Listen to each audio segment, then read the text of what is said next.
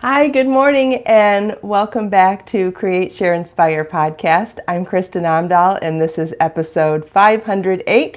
If you're joining live, please say hello, ask me any questions you might have, and if you end up watching the recorded version, which most people do, please also feel welcome to say hello or share anything you want in the comments or ask me any questions. If I can answer them live, I will. If I can answer them in comments, I will.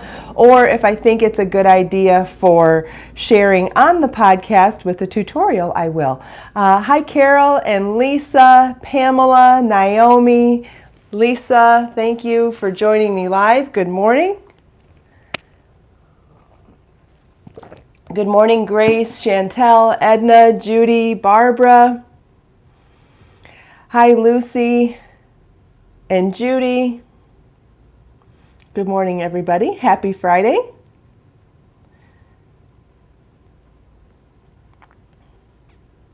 Hi, Christine and B-Girl, Pamela, Chantel. Thank you. This is a Marshall's find. I love the colors in this top. There's like a bright orangey red, then some coral, baby pink, and white, and then offset with the lavender and black centers in the flowers. Just a great color palette, right? Hi, Cherie and Jane. Yes, you made it, Jane. Yay!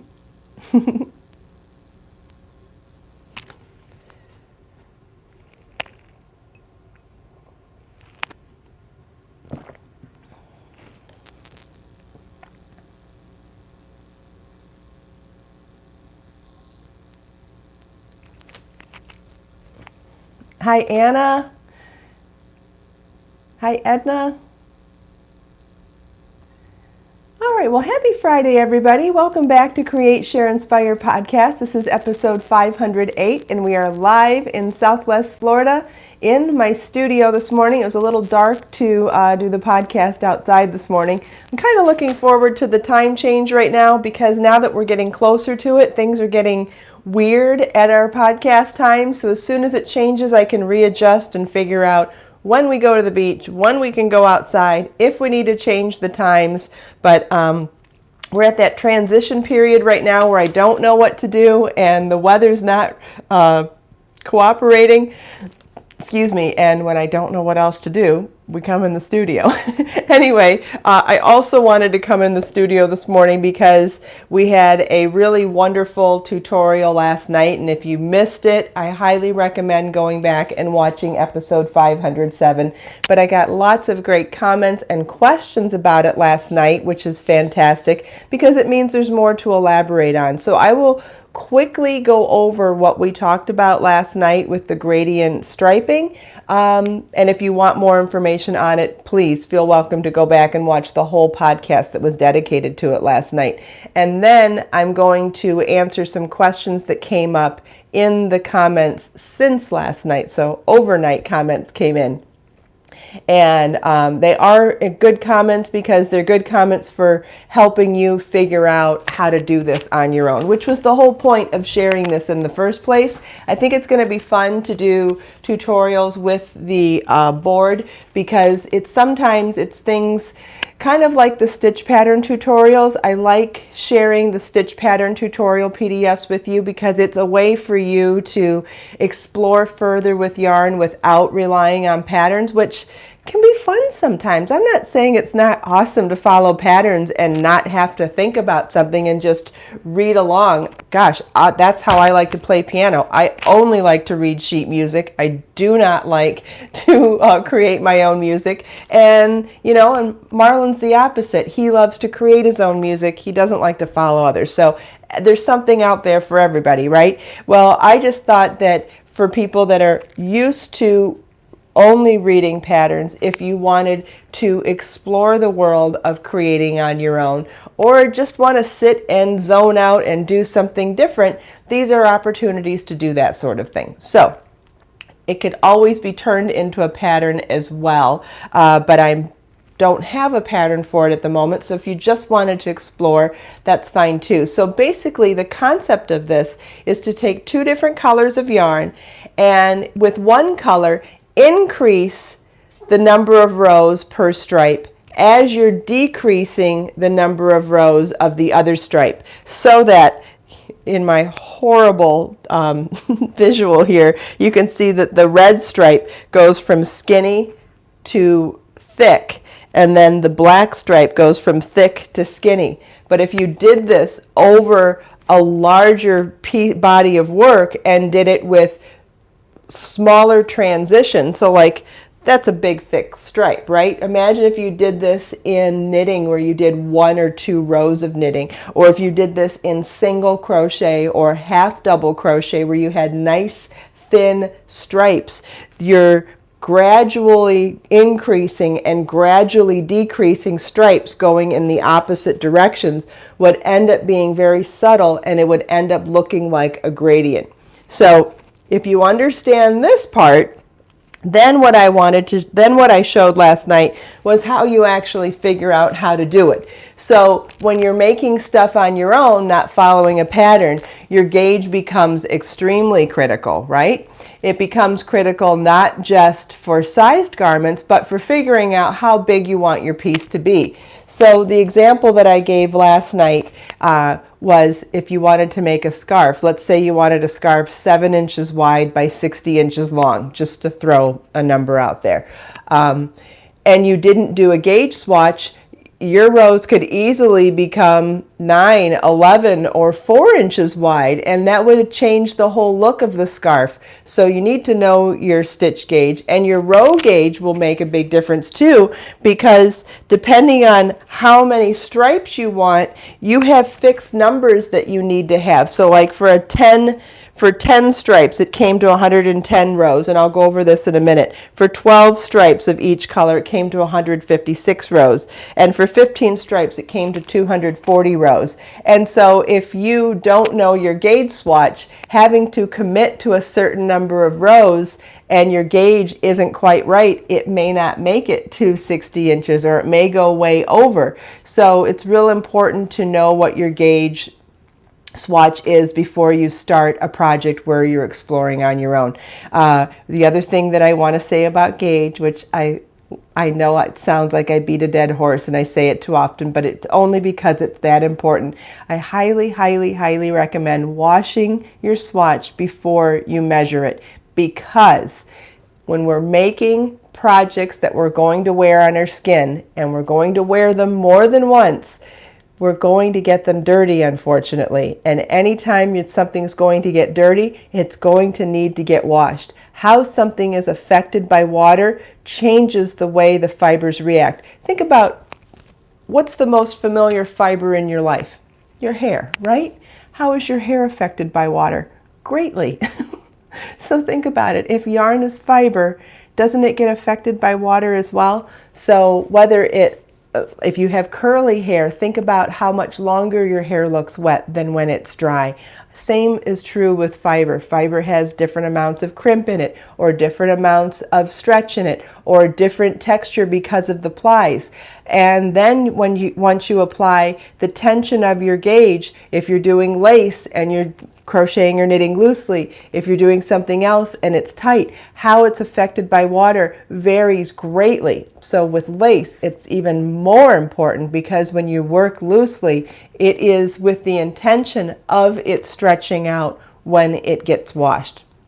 So all of these reasons are super important for washing your gauge swatch, so that you know how your work will be affected by water when you finish it. And then once you do that, you have to have blind faith to know that as you're working the larger piece, oh gosh, this doesn't look the right size. You have to trust that whatever, as long as you didn't change any of the variables while you were working. So let's say if you used a 5mm crochet hook or knitting needle and the same size yarn and the same stitch on the swatch, you washed it, you blocked it, you measured it, and then you did the same exact stuff for the scarf, you have to trust that even if it looks different, it looks like the swatch did before it got washed and blocked and dried. You have to with a little bit of blind faith, trust that it will look like that once it's washed, blocked, and dried as well. Before I go any further, does anybody have any questions about that so far? That's a lot of information too. But I don't think we can ever talk about it enough. It's such an important component to having successfully finished projects. Thank you, Grace. Grace has great information. That makes me so happy when I can hear stuff like that, because all I want to do is help people to be better at their crafts too. There's such a discrepancy between maybe discrepancy isn't the right word, but there's such a divide between being creative and being successfully creative, where you can spend all of that time making something and enjoying the process, but it can be so disappointing if it doesn't turn out the way you planned on it. And sometimes it's just about knowing some of these things ahead of time. Hi, Cranjeet. Thank you, Naomi. I'm so glad you appreciate it, because I want everybody to enjoy the entire process, not just the picking out the yarn, the choosing the pattern, the process of creating and doing the work, but I also want everyone to be proud of what they wear. So whether it's from understanding gauge or understanding finishing techniques or understanding styling, all of these things are so important so that you can have a lifetime of enjoying the pieces that you spend so much time making, the things that you spend a lot of hard-earned money buying, and then hard-earned time off creating. You want to be able to enjoy them for the rest of your life, or for your gift recipients to enjoy them for the rest of their life. And the way to do that is to make sure that they turn out the right size, they have the right finishing techniques, and everybody involved knows the right washing techniques. Do I have a video on explaining gauge? I don't know. If you go to my channel, there is a search bar within my channel, which is nice, so that you don't, if you want to search within a channel, there is a search bar within a channel separate from searching all on YouTube, and you can check on there, but nothing's really popping to my mind. So if I have, it was a long time ago, so maybe it's something I could do again soon. So explain to me what you would like to see in a video on gauge. So first of all, you'd probably like to see several stitch examples and then how to measure across different stitch examples. I'm guessing that would be something that's mysterious. Maybe seeing the combination between before washing and after washing to really see if I mean what I say, that things change. I missed something about two colors. I'm guessing it's about this. So please ask your question again, because I missed it, because I am trying to read questions at the moment. Pamela, do you request a 4x4 inch patch? And that would be 10 millimeters or 4 inches. That is a good idea for a couple of reasons, as much as it's tempting to do a 1 inch square. If you're doing a simple stitch like single crochet, double crochet and crochet, or a knitting stockinette, reverse stockinette, or garter stitch. Well, garter stitches, well, anyway, if you're doing plain stitches without a stitch pattern, you can get by with a couple of inches. I think 1 inch is still not enough, because the edge pieces of any piece are not quite as accurate for gauge as the center. So the more you can, the more stitches you can measure so that you can take an average, the more accurate it will become. But if you're in a hurry, I would say 2 inches. If it's simple stitches, you can kind of get by. It may not be 100% accurate, but if you're in a hurry, you could. I don't think 1 inch is good for anything, and obviously 4 inches is better for taking a more accurate average, because what you'll do is take the measurement over 4 inches, then divide by 4 to get the average of those 4 inches to figure out your average 1 inch. Within a stitch pattern, it obviously gets more complicated, and within larger stitch patterns, it even gets more complicated. Somebody's walking up to my door. I'm at the front of my house. Okay. And he left. It's kind of early for a delivery though, right? Anyway, he didn't ring the doorbell, so I guess it was a delivery. And he didn't ask for a signature. I'm waiting on a signature required delivery today, but the doorbell didn't ring, so guess we're fine. I know it's very early for a delivery, but the back of his t-shirt had an arrow that looked like it was an Amazon logo. Maybe. Well, I'm not going to interrupt the podcast to check. I'll check afterwards. He didn't ring the doorbell, so I'm not required for this. Anyway, good morning, Danette. All right, where were we? We were talking about the average measuring a swatch. Yes, so when you're measuring a swatch, do I even have one in front of me?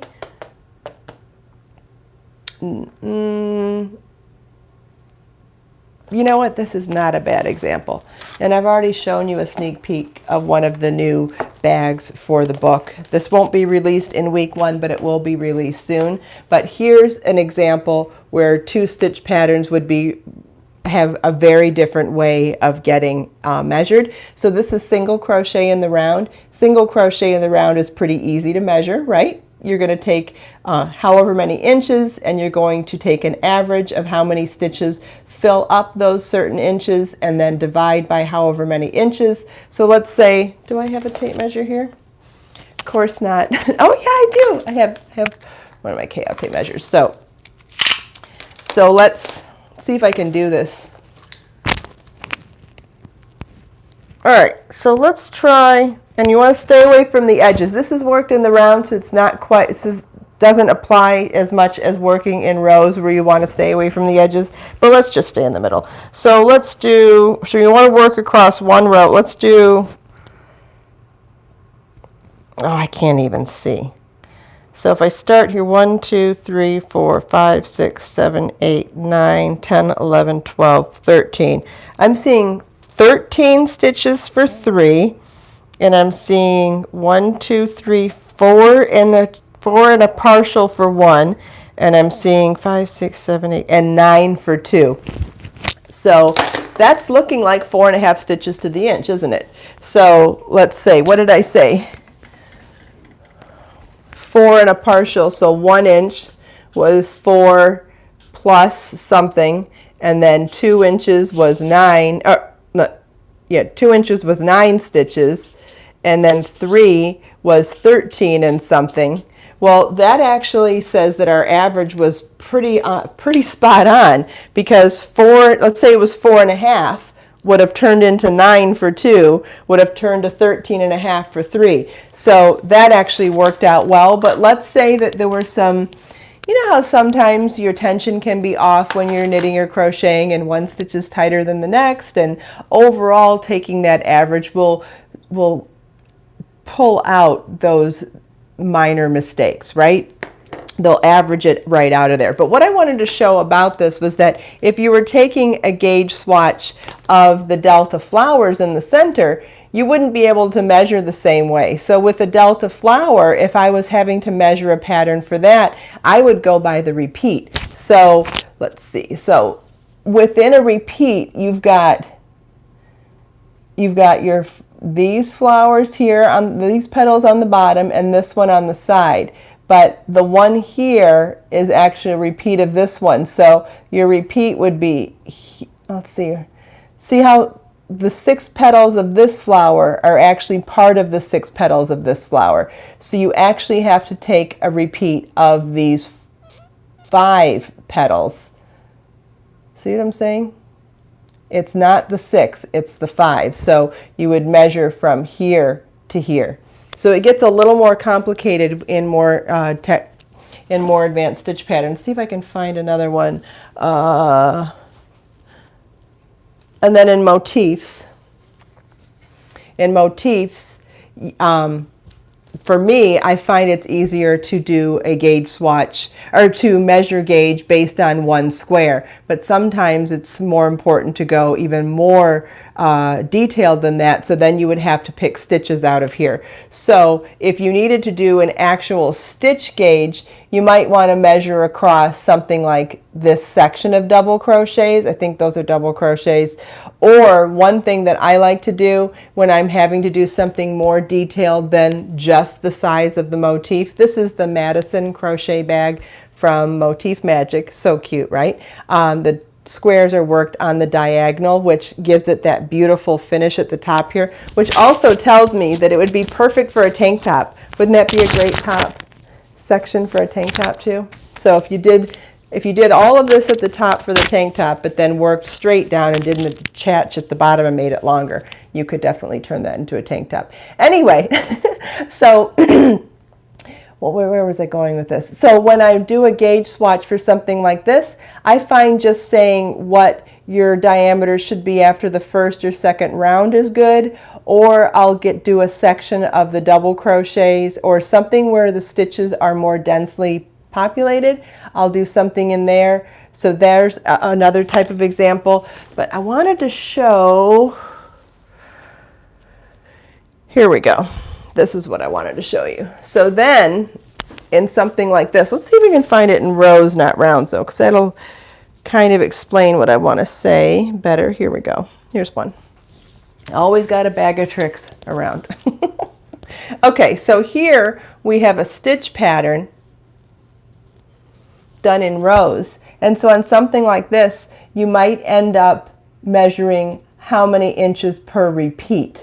So I don't remember what the repeat is off the top of my head. Let's say it's 8 stitches per repeat. You would measure per repeat, and there's 3 repeats here, but there's also edge stitches. So I would avoid the edge stitches, and let's see if I can measure on camera. This is not the easiest thing to do, but let's try it anyway. Okay, so 3 repeats. Looks like it's 4.5 inches, which means it would be about 1.5 inches. Is that 1.5 inches per repeat? 4.5 divided by 3 is 1.5 inches. And then going this way, each repeat,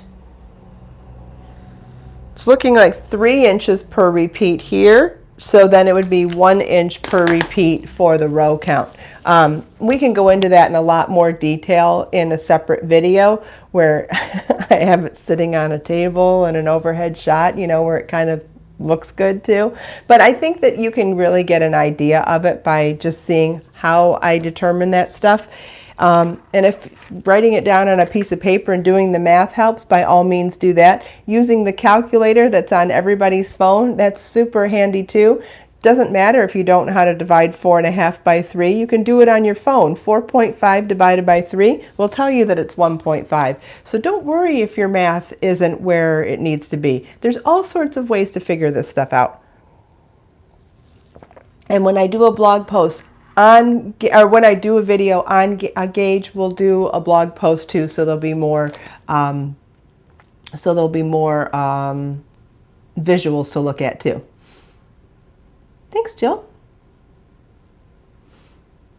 Okay, so that was quite a side tangent talking about gauge, but a great question. If anyone has other questions, by all means, please let me know. Otherwise, we can get back to the gradient, because and so if you want to see a full tutorial on the gradient with 2 colors, please watch last night's podcast, episode 507. Lots of great information there. And then if you didn't watch it, this question that came in overnight may not make sense, but once you watch it, it will. So the person asked, how did I figure out that this line of numbers became 110, this line of numbers became 156, and this line of numbers became 240? So I'm going to quickly go over how I wrote these and then tell you the quick trick for how I added them together. There are formulas in math to do this, but we didn't even do that. I did everything manually last night. So I'm representing the red stripe that increased from skinny to thick, and the black stripe that went from thick to skinny, so that the 2 gradients would go in opposite, the gradients created when the 2 increasing and decreasing stripes go in opposite directions. So where this one is skinny and goes thick, and this one is thick and goes skinny, but you're working from one end only because you're knitting or crocheting and you can only go from one edge.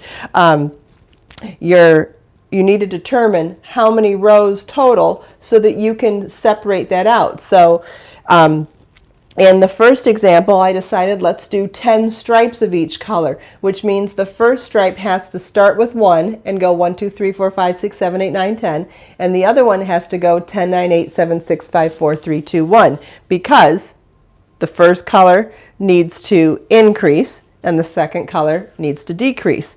So we wrote the 1, 2, 3, 4, 5, 6, 7, 8, 9, 10 in red to represent the increasing stripe. Then we wrote 10, 9, 8, 7, 6, 5, 4, 3, 2, 1 in the spaces between them to represent the black stripe that went from thick to thin.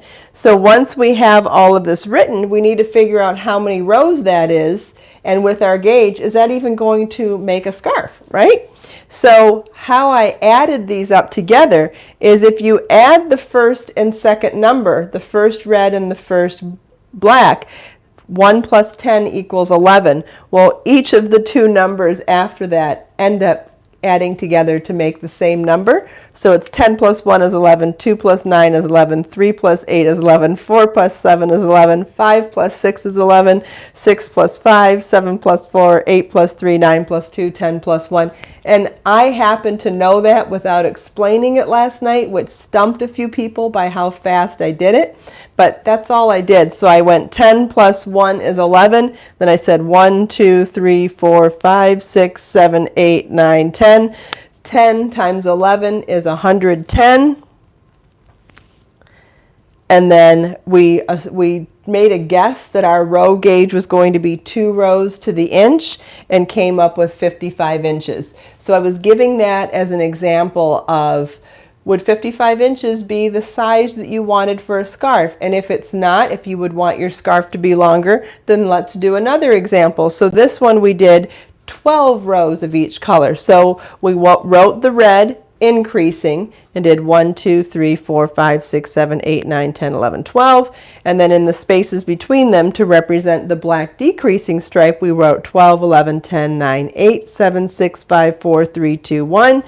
Then in the same fashion, the first two numbers, 12 plus 1 is 13, but 2 plus 11 would be 13, 3 plus 10 would be 13. So I counted each of those pairs, 13 times 1, 2, 3, 4, 5, 6, 7, 8, 9, 10, 11, 12. 13 times 12, 156, and wrote 156 down here. So now if that was going to be 2 inches per row, let's see what that would be.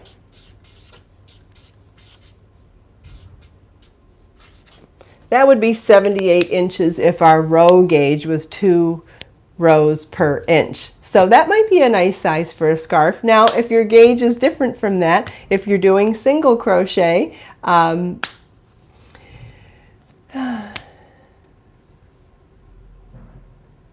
not sure what you're asking, Crayon Sheet, if you're going to have to wash something. If you're making something that has to be, that goes on your skin, most likely you'll have to wash it at some point. That is true. Now, let's say that you were doing something in single crochet, let's say you were getting 6 inches to, or 6 rows to the inch, then let's say you even did the 240 row project here. 240 rows divided by 6 rows to the inch would only be 40 inches. So if you were doing this in single crochet, think about how many more rows and how many more stripes you'd still need. And the more you do, the more gradient it looks, right? So the more subtle it'll become by the thinner your stripes start. So if you're doing single crochet, it'll be more subtle than double crochet. And if you're doing it, if you're starting with 1 or 2 rows and knitting, that'll be more subtle of a change, and changing by 1 row or 2 rows will be more subtle of a change than changing by more rows than that. Does that make sense?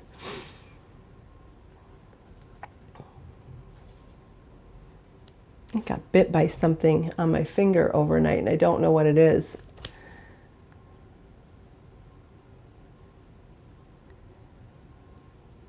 Good, I see lots of yeses. Yay!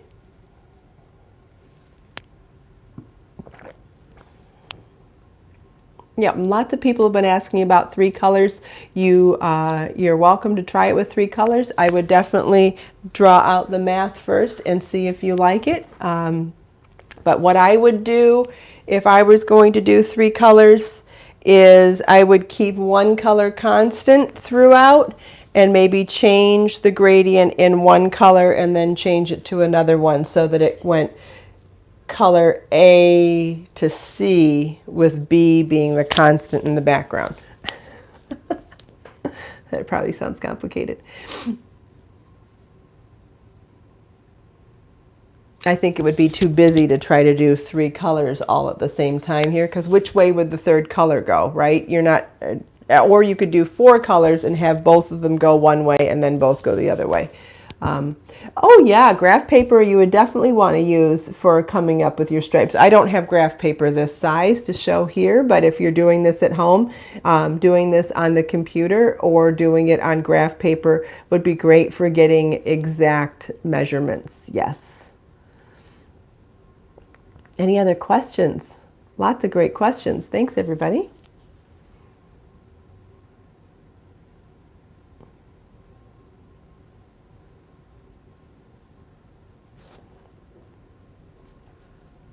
I don't see any more questions, so that's good. And if I missed your question today, please also feel welcome to wait till the podcast goes recorded and leave your comments there, because those comments stick and I get notified for those comments, so I have the ability to read them, answer them, and or save them for a future podcast so that everybody can get the information as well. Also a great place for you to go back and look at stuff too. Yeah, it'd be fun crochet along and knit along for sure. All right, I've got issues of Create, Share, Inspire notebook with me today. These are the brand new issues 6 and 7. If somebody wants to pick a number, 6 or 7, I will randomly pick a quote out of one of these. Joe says 7. You can find both of these on Amazon in every country that Amazon is sold. They're all available. Issues 1 through 7. They're all there. Okay, this is a quote by Rumi. Love his quotes. Love will find its way through all languages on its own. Isn't that wonderful? I love that, because it's just another way of reminding us that we're more alike than we are different. No matter if we look different, sound different, speak differently, it doesn't matter. Love will find its way through all languages on its own. I love that. From animals to people, even through plants to people, through nature to people, I think love always finds its way, no matter what the distance is between the two subjects. I love that. So thank you, Rumi. Love will find its way through all languages on its own. Thank you all so much for taking time out of your busy day to spend a few minutes here with me. I hope you enjoyed the tutorials, chatting with me and everyone else here. Let us make time to create, share, and inspire today and every day. Have a wonderful weekend, everybody, and I'll see you Monday. Bye.